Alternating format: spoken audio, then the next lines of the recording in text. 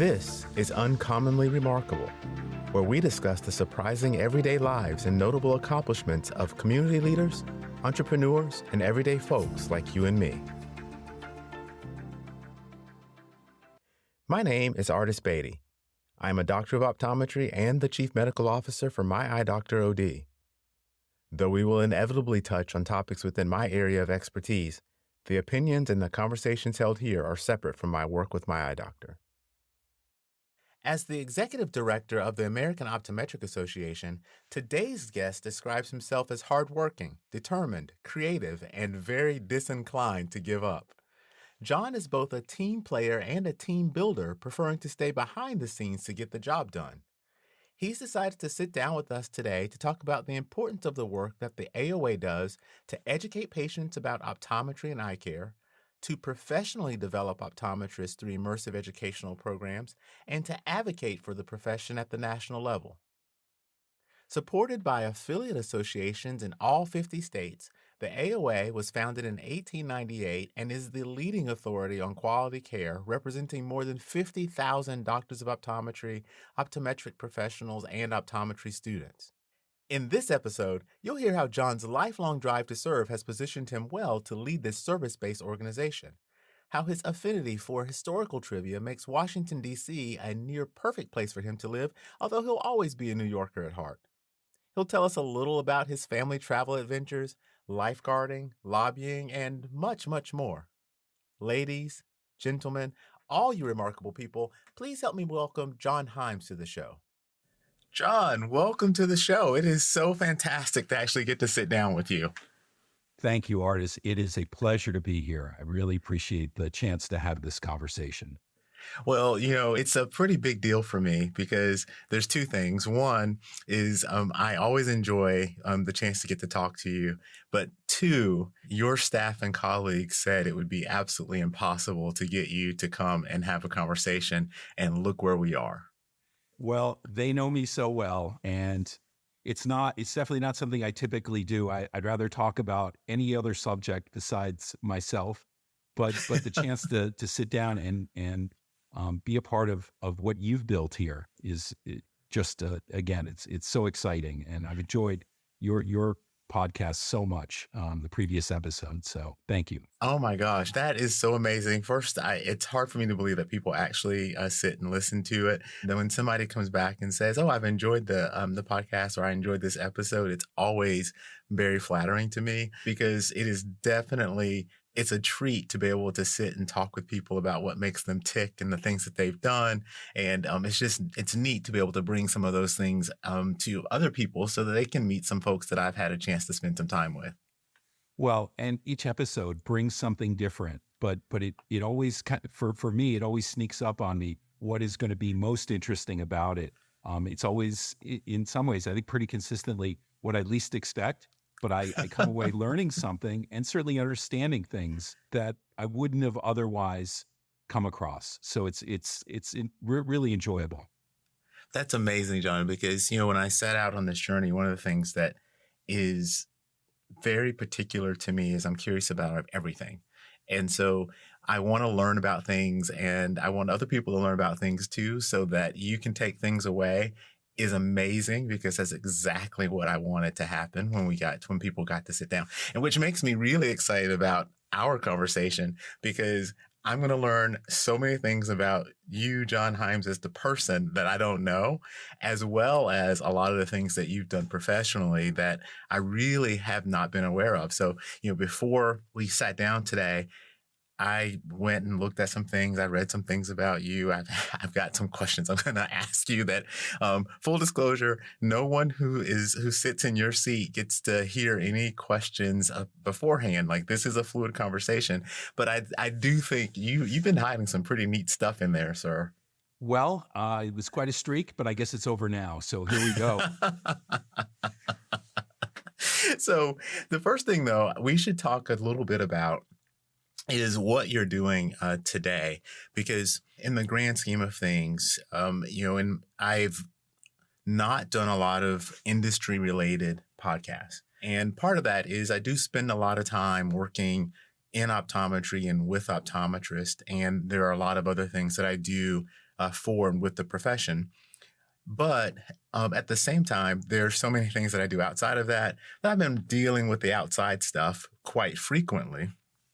But one of the things that is near and dear to me with optometry has been the AOA, or the American Optometric Association. And so we as an organization, meaning my eye doctor and me personally, work really hard with optometry advocacy and just in general. And being able to work with you and the AOA has been such a privilege. But for listeners who are not familiar with the American Optometric Association, maybe we start there and talk a little bit about what the AOA is and some of the things that the AOA does.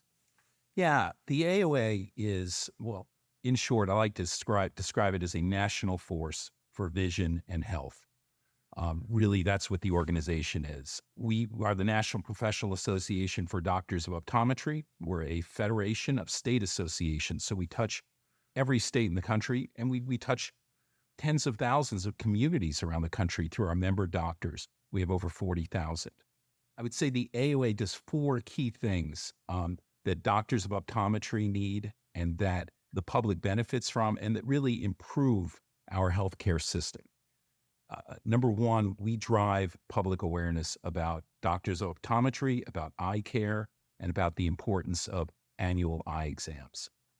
We are the lead organization that's consistently messaging on that. And, in any landscape, any environment, it's tough to get a message out. We're very creative, and that's what we focus on doing, because that's, what our members want and need. And I should just add, we are a doctor-led organization. I'm not a doctor of optometry. We serve our members, and we are led by an elected board of doctors from across the country, very distinguished doctors who commit their time, their knowledge, their passion for caring for their patients, and help guide this organization forward. So in my role as executive director, I execute on that vision. Don, you said a couple of things that I do think are important to just emphasize. The first thing is the work around educating patients on the importance of eye exams and the eye health piece that is so vital to protecting vision. And thinking about that, I'll say globally, but specifically nationally, is something that is very difficult, and getting that message and that education piece out. And so calling that out as kind of the first thing with the AOA, I think, is important. And I love the conversation around being doctor-led, because I don't know that people are generally aware that of the organizational structure of the AOA. So even doctors of optometry who should be very familiar are not necessarily familiar with that structure, and I think that's really important. Yeah, that's a great point. I mean, we in order to be as effective as we are, we need to be very close to what the needs and desires of doctors are and what they're encountering in the patient care environment. So, it's in our DNA to be led by doctors. We have, in addition to the board of trustees that's elected, each state association has elected leadership. We have a core of hundreds of volunteers around the country who help guide us in particular areas. And that's something I know you know well, because you've been a true leader of the profession. So, that is critically important to us and helps us be, what we are is the voice of this profession, and watching out for ways that we can do more to expand access to care and promote quality care. And I jumped in there and started talking about point one. I never let you get to points 2 and 3 and so forth. So, well, point one's so important. I could go on for a long time, but appreciate that. Yeah. So the public awareness part is so important and critical to us.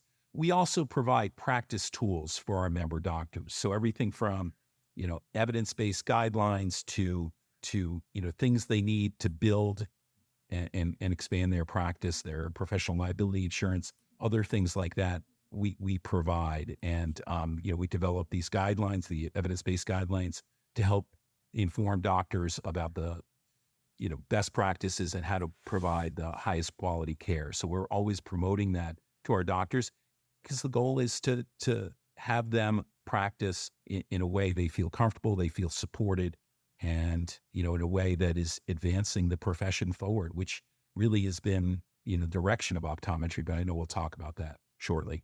And then, we also provide continuing education. We promote the professional development for our doctors. We have an educational meeting every year, an optometry's meeting. Our state associations have their state meetings, and then we have an online learning platform called iLearn. So, supporting doctors through professional development tools, also very important.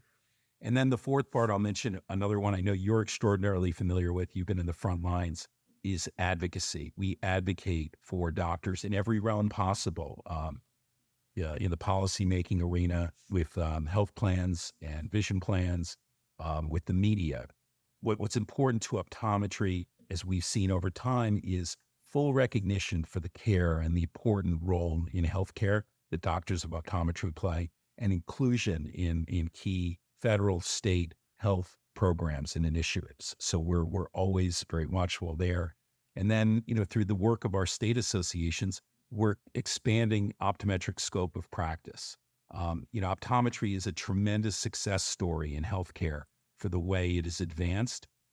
Really, it's the envy of other professions in how, through changing state law and advancing optometric education, the profession has gone far beyond its roots in vision correction to treating ocular disease, identifying a range of health conditions and health threats through eye exams. So the profession continues to advance, and it's a very compelling story within healthcare, and it's inspiring to be a part of. Let's stick there for just a second, because I do think this is applicable across healthcare professions, but some things are very specific to optometry that if we're talking to a broader audience who may not understand the ins and outs of how healthcare services are delivered and or how professions are really regulated across different states, it could be very helpful to kind of give that background, right? And so when we think about optometry, we have schools and colleges of optometry.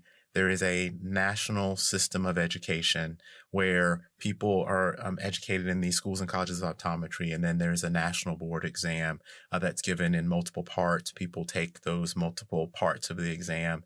And that is, for lack of better terms, a verification that they've learned the things they're supposed to learn to be able to practice optometry safely. Within the schools and colleges of optometry, there's a curriculum that encompasses a wealth of things, including vision correction, which is really where optometry started and is still kind of core to optometry, as well as healthcare and ocular healthcare as part of the entire curriculum. And so students learn how to deliver prescriptions for glasses and contact lenses and all of the ophthalmic optics, but they spend a large amount of their time understanding physiology and anatomy, understanding pharmacology, the interactions with the body and the eye, in order to be able to treat not only ocular disease and disorders, but also to recognize, sometimes treat, but certainly recommend treatment patterns or referral patterns for those types of ailments that are in the rest of the body, but manifest with some sort of ocular condition that makes them identifiable. And the individual states all have rules that govern what optometrists can do, which is interesting because the education is fairly universal. So everybody learns the same things, but what they practice in the states are different. And so where you were going with the advocacy piece is really the policies and the rules around optometry and the scope of optometry in the variety of states. And I think that gives people a little bit of an envelope to look into and kind of understand why that's important. That's a great discussion of it, and where the AOA really comes in, because all those things are in place to educate doctors, to prepare them to practice. But where the rubber meets the road is in the law of a particular state, a practice act that really guides how a doctor of optometry can practice. And there's some variance from state to state, but each state reflects the efforts of the AOA and our affiliates in working to expand scope, based on the education and training of doctors of optometry and their capabilities. So working to expand scope and modernize state laws so they reflect the training and background of doctors of optometry. Expanding scope is paramount for doctors to be able to practice at the level that they've been trained. And really, when we talk about this whole big thing, I think access to care becomes one of those things that is really important and often not considered quite as much, right? So in the grand scheme of things, as the population continues to age, we are seeing lots and lots of people have both ocular and systemic problems that need to be addressed. But they got to be identified before they can be addressed, right? And if you think about the world of diabetes as just an example, the number of people in our population who are pre-diabetic, have diabetes, is growing exponentially. And being able to have those people have access to someone who can tell them that they have a problem and then help them manage that problem is almost, it's the key to being able to preserve both health and, in the case of diabetes, vision in a lot of these patients. And so that's a really obvious place to start, but there are all sorts of issues around access that having scope match the education can help reduce some of those access problems. Absolutely. Access to care is key here, and optometry is an access to care solution because, again, whether it's diabetes, glaucoma, a range of systemic diseases, optometry is able to diagnose these conditions at an early point. And, it's an easy way for patients to access this care that they otherwise wouldn't have. So we have a compelling case that we're able to present to legislatures around the country, and it's been very successful because of the strong track record as an access to care solution. So as you think about being able to go and work with and speak with legislators, I mean, you've had a wealth of experience in that realm, right? Because as executive director, and we'll talk a little bit about what it is how your day-to-day looks today, you are dealing with that at a different level. But you've been a communications director, a staff assistant, like you've been with in that part of the world for quite a while, right? Right. So I've been with the AOA for almost 20 years now. But prior to that, I did work in the policy and political arena. I was drawn to that. That's kind of who I am. It's something I was always interested in. So, when I was in college, actually even before college, but certainly in college and after college, I was working on political campaigns. I was very active, supporting candidates, and it drew me in. You want to win elections, you want to work on campaigns for a reason because you can have an impact on policy. And I just got more and more involved in that. Even when, the initial jobs I had right out of school weren't necessarily related to that, I found myself spending more and more time volunteering on campaigns, getting to know candidates, working for causes. And I found it to be fascinating and rewarding and exciting. And it led to, opportunities in that area where, I was able to work on Capitol Hill in positions of increasing responsibility over about a decade where, I could, number one, learn a lot about policy issues and hear both sides and be a filter for information to the members of Congress that I worked for and work with them and other members to try and affect change and to either persuade agencies or to enact laws. So I heard someone recently kind of think about time periods in life as seasons. So a season can be a year, a season could be 10 years, a season could for some people be a lifetime. But they were referring to the phases that we all go through. And so in your season of legislative of action, right, whether that was looking at the time you spent working on campaigns all the way through the time that you spent working at different levels, like, was there something that you took away from that that really has now been instrumental in the work that you do today with the AOA? Yeah, I think I learned a lot about the process, about how to advocate. I met with a lot of advocates over the years, and I learned a lot about how to build support for a position, how to be a resource that can be helpful in the policymaking process. And the deeper I got into it, the more interesting I thought it was. Certainly, chance to work on Capitol Hill, especially for a 10-year period, it was like a classroom in so many ways to learn about all of the issues that come through Washington. The ability to advocate and the understanding of how to take issues on and bring them full circle, bring them from coming up with an idea, seeing a need for change, or seeing a solution out there that's not being implemented, and walking that through the process. Because one thing about it, and I'm sure this is I know it's an enormous frustration for people. The process to pass legislation, the process to have an agency take action is hard and uncertain, and it's designed so that only something that is absolutely necessary can be seen through.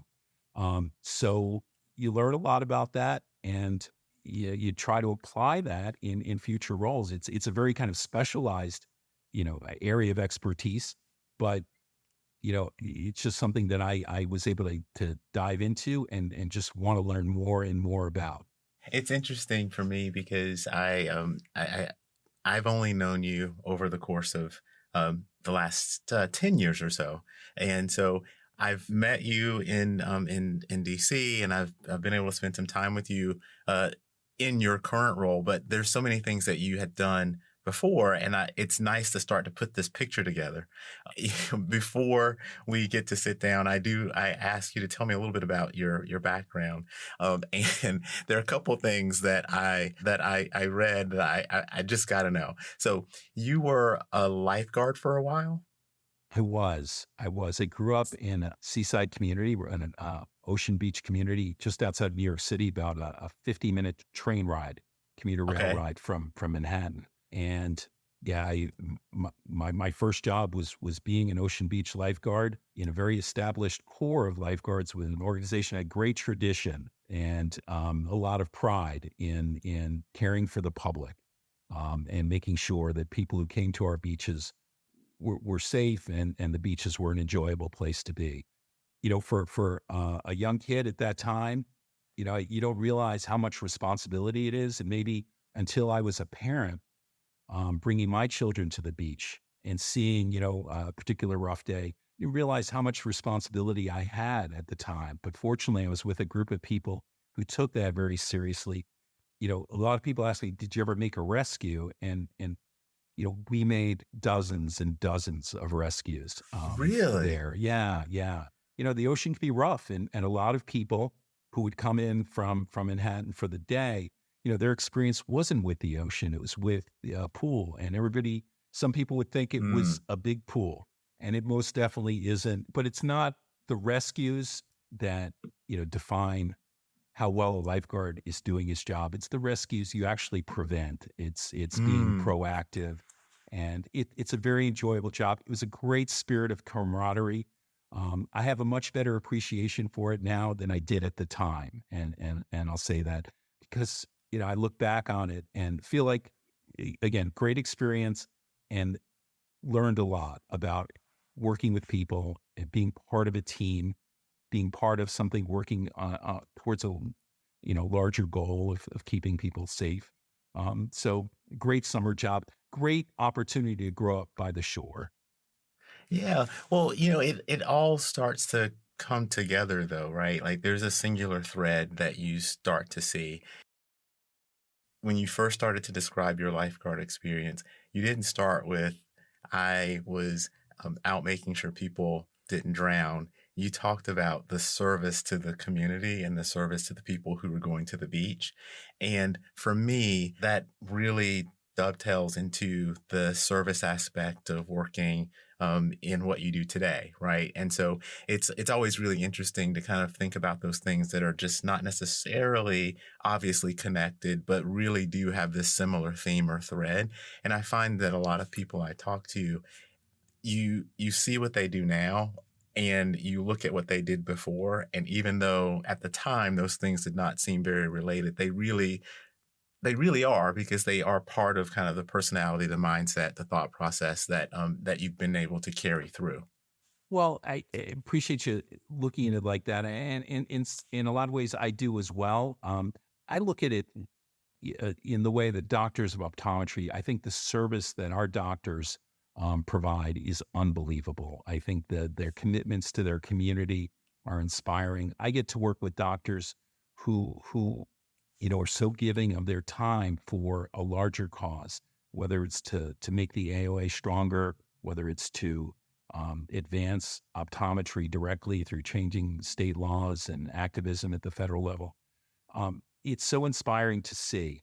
And I can't help but support it. And in a lot of ways, from my position, I kind of envy that. I feel like I'm a little bit professionless. And my profession's hard to describe. Working for an association, working in the policy and political arena, it's a little hard to describe. But being out there on the front lines of care and making people's lives better Mm. is such a compelling mission, and it inspires me. It inspires my colleagues who work for the AOA, and we're just true believers in what we're doing to make communities healthier. That's an amazing thought, and it's also one of those things that I think people listening, and particularly doctors, really appreciate. People ask me quite often when I'm not in day to day patient care, do I miss it? And one of the things that I truly miss is being able to help people immediately with some problem that they presented and see that that thing is solved for them. And I joke with people quite often that um, you get used to being able to work with a patient, and you solve their problem, and they're immensely grateful for all the things that you do. And but in the other work that I do, it's hard to know if people realize that behind the scenes these things are happening on their behalf. And so if you're driven by uh, wanting to know that people appreciate that you're doing things for them, it's it's very difficult to do what you do and a lot of what I do today. Versus if you really like the being able to touch that thing and fix it now and know that you fixed it, which is exactly how I feel when I'm doing direct patient care. And so I gotta tell you, I have to sneak off and see some patients sometimes because it makes it because you really do appreciate being that they appreciate that you're helping them too. Having that skill and that knowledge, a very wise doctor once said to me, as he kind of transitioned away from his clinical role into working with the AOA on policy matters. He said, I nothing replaces the feeling I get from caring for a patient and the satisfaction of providing quality care.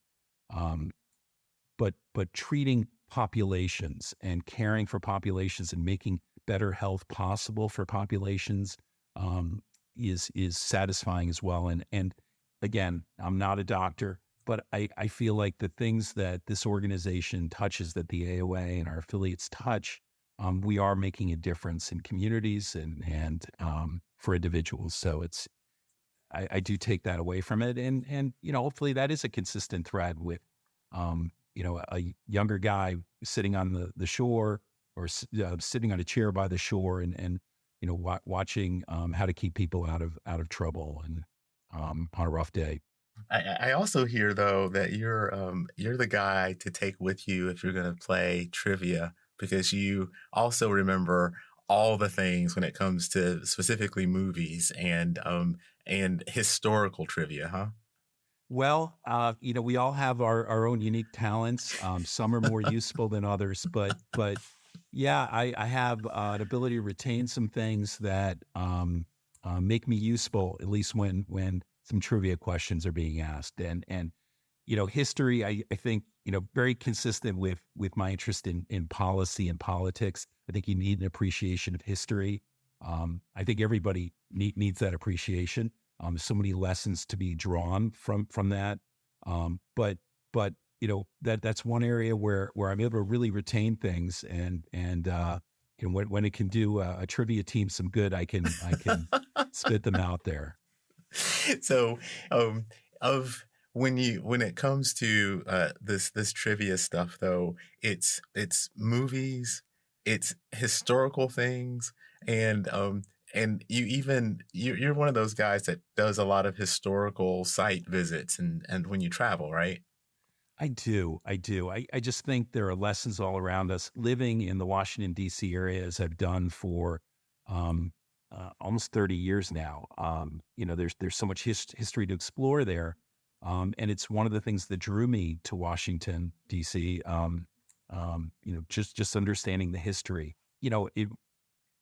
When you work in the Capitol, understanding the great discussions and the monumental issues that have been decided there. That Mm. was a big part of that job and really brought it to life and just made me want to learn more. But then, in travels with family, I just think it's part of being a person who understands, all the things that are going on in our country, our society now. We have to look back and understand what's brought us to this point. And so I'm always looking for lessons there, and there's no shortage of them. And it's anywhere you look, on any historical marker or any historical home or any Yeah. museum. There's a lot to be drawn from that. So I'm very open to it, always. And it's a challenge sometimes. Sometimes my kids are not as open to it, but they'll learn. They'll be beaten down, and they'll appreciate it over time. Well, that was the question. It was whether or not others were appreciative of your knowledge base and the fact that you're trying to get them to understand the historical importance, because that's the real trick. Yeah, it is. I think there's certainly an appreciation for how passionate I am about drawing lessons from the past, and I think over time, that kind of enthusiasm and interest, even if it's not something that is anybody takes up with the same intensity that I do, it will allow my kids to look at things in an informed way, and my friends will at least be understanding of me. That's fair enough. That's fair enough. So, we talked a little bit about you being behind the scenes and doing a lot of things that are just not on the forefront. And like you, I like to be behind the scenes on things. I think there is a lot of work to be done to get you to the product that you're looking for, and sometimes the work that you're doing behind is as important as the things that actually come out of it and are in front. So when it comes to your day to day, how are you interacting um, with your staff and colleagues? And can you talk a little bit about some of the things that AOA is now directly involved in with the states and how that's working? Sure. With regard to me, I mean, I think the most formative experiences of my life have involved being a member of a team, and so I've always tried to replicate that from the time I was younger, to now. It's just number one, it's very satisfying to be part of a well organized, well directed team that is accomplishing objectives that it's set out, and so I've always found that very satisfying. And, in my work on Capitol Hill, I was able to work for a member of Congress who had a lot of seniority when I first joined his staff. And, at a point a few years later, he retired, and I worked for the member of Congress who succeeded him, and went from a very well-established office to an office that I was charged with organizing and putting together, and so found it very satisfying to organize that team. And similar to when I joined the AOA, was a time where AOA was reorganizing its approach to advocacy, and I helped construct the team that prepared AOA for the challenges involved in being, effective force during consideration of the Affordable Care Act. So the most consequential Mm. healthcare legislation of, the last 30 years, really. And we wanted to be effective. We wanted to have outcomes there that benefited the public and our members. And, we were able to have a strong team in place that took those issues on. The pediatric essential benefit that is, one of 10 essential benefits that's set out under the Affordable Care Act. It's a benefit that guarantees children an eye coverage for an eye exam through, age 21. Very important piece of legislation and very important recognition that eye health is essential health care. And, Mm-hmm. that was an important thing that came out of the Affordable Care Act.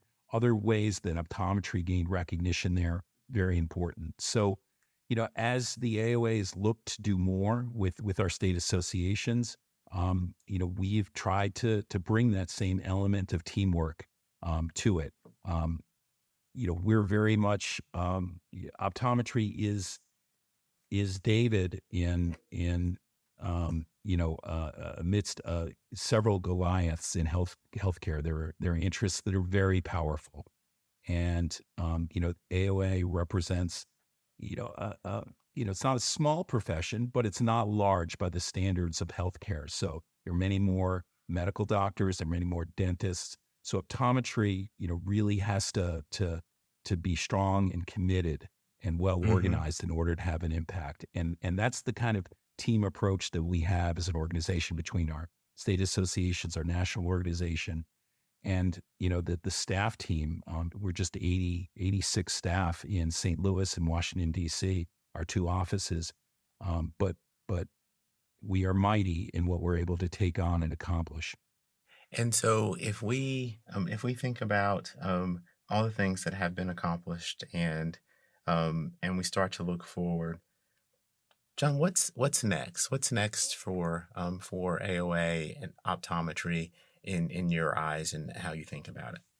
Well, I think continuing to advance the profession's role in healthcare, to continue to grow optometry is an access to care solution in healthcare.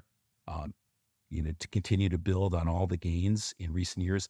We touched on earlier that there's variance in scope of practice, and that can be confusing to the public. We certainly would like to see more uniformity, but the system is kind of designed in a way that doesn't guarantee that. So we have to be very strong, in all 50 states, the District of Columbia to ensure that doctors of optometry under the law of their state are able to practice fully, consistent with their education and training. So that continues to be a challenge, and getting to understand the public to understand, and policymakers and payers to understand, the potential for optometry and the role that doctors play in assuring health. And so, John, I really think that the work is important, and it's not just important to people who are optometrists, but it really is important to everyone from a healthcare perspective, and being able to provide that access and to be able to provide true healthcare to go along with vision care is really going to be instrumental in taking care of a growing aging population over time. So the work that is being done is extremely important. And what I hope that people who may listen to this understand is that we don't want to take anything for granted. Our senses are important. Our general health is important. Optometry plays a really important role in protecting that visual sense.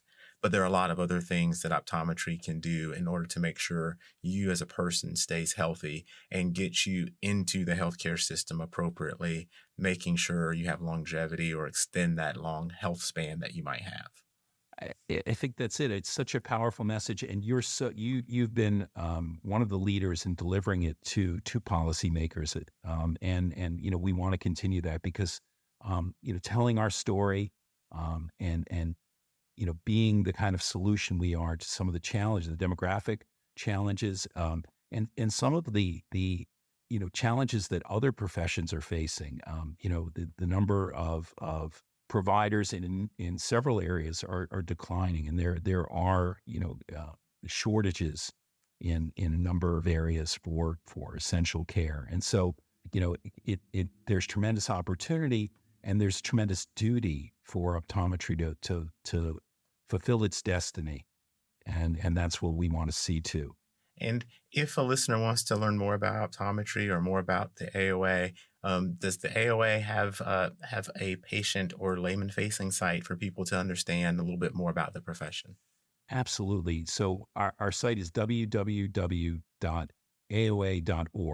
and we have information for patients and those who would be interested in a career in optometry. And I think that doctors really are the best recruiters for optometry.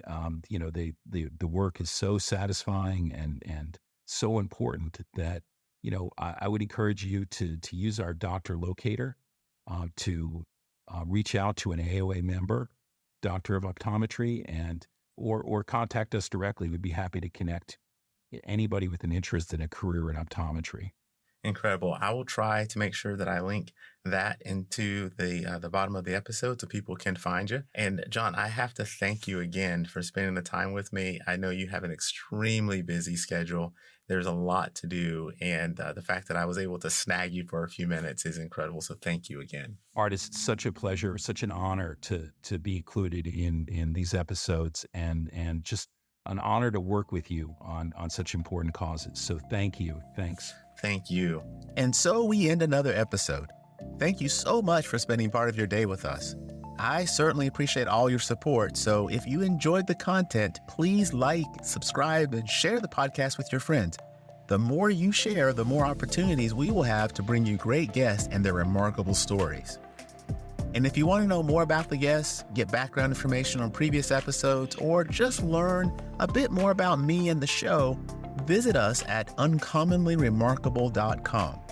Feel free to leave me a comment or a suggestion, and if you want to be featured on the show, click the Contact Us button. Until next time, stay remarkable.